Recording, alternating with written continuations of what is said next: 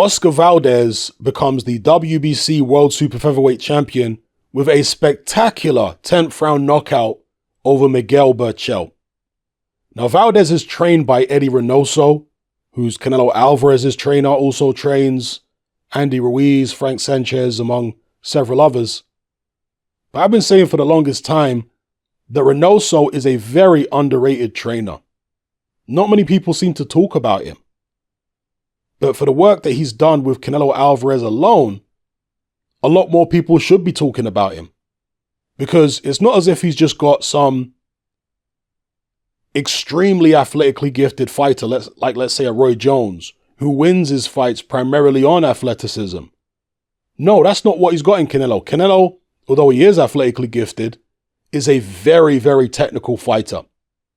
And we've seen tremendous improvements in Canelo's technical ability over the years. And this is, at least in part, down to Eddie Reynoso. So he deserves a lot more credit than he tends to get. Tends to kind of fly under the radar a little bit, perhaps because he's not one of these celebrity trainers who constantly puts himself on camera.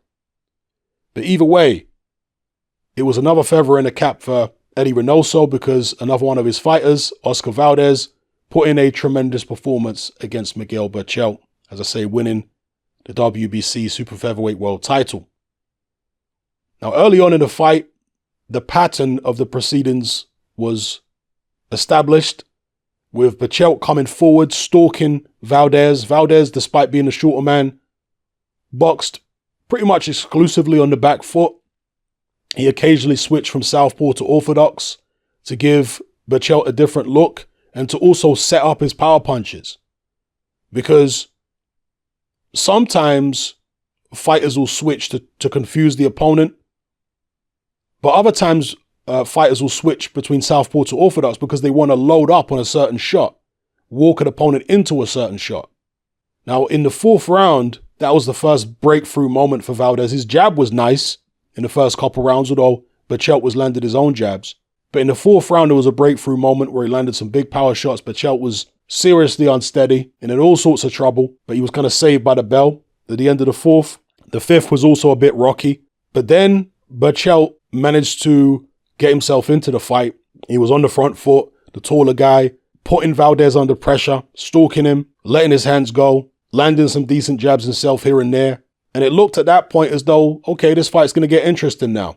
But then later on in the fight, in the ninth round, Valdez was able to connect again, put Berchelt under pressure, and a knockdown was scored where Berchelt didn't actually hit the canvas, but his back touched the ropes, and I guess the referee felt like if the ropes weren't there, he would have gone down. So he called it a knockdown. And again, action resumed.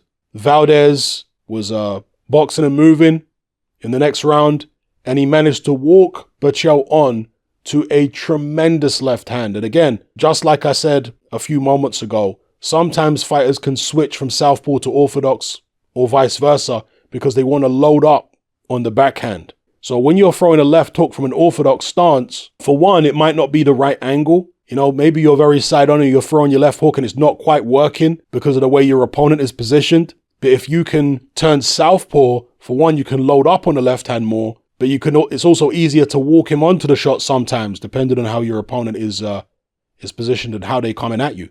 And in this instance, it was perfect. Oscar Valdez, I'm not sure if he was fully in a southpaw stance, but he was certainly quite square. And Berchelt was coming forward at him, and he walked Berchelt on to this left hand, which seemed to land on the eye or on the cheek of Berchelt, and it knocked him out cold. As soon as the shot landed, the referee just waved the fight off because Berchelt landed on his face. And normally when fighters land on their face, they don't usually get up. The fight's usually over from that point. They don't even put their arms out, right, to break their fall. They just, bam, land on his face. Berchelt literally crumbled from the shot. So, tremendous punch. Definitely an early contender for knockout of the year. Great performance by Oscar Valdez. And Berchelt, of course, is going to have to try and recover from this. Now, Berchelt has been knocked out before earlier on in his career. I think he was actually knocked out in the first round. Let me just double check here. Yeah, he was knocked out in the first round back in 2014. So he's been here before, and he'll need to draw from that experience of recovering previously from getting knocked out, the psychological effects of it, and in some cases, neurological effects. This was surely more devastating than the knockout defeat he suffered back in 2014, because he was down several times in this fight. He was hurt several times in this fight. So it's going to be a tough road back for Miguel Berchelt. But, some fighters, the best fighters, they do manage to recover from situations like this. And in certain instances, go on to bigger and better things. So let's see what Miguel Berchelt can do. But it was really all about Oscar Valdez. He put in a spectacular performance. And onwards and upwards for him. He's now, what is he, a 2-time world champion? Because he did hold the WBO title in the division below.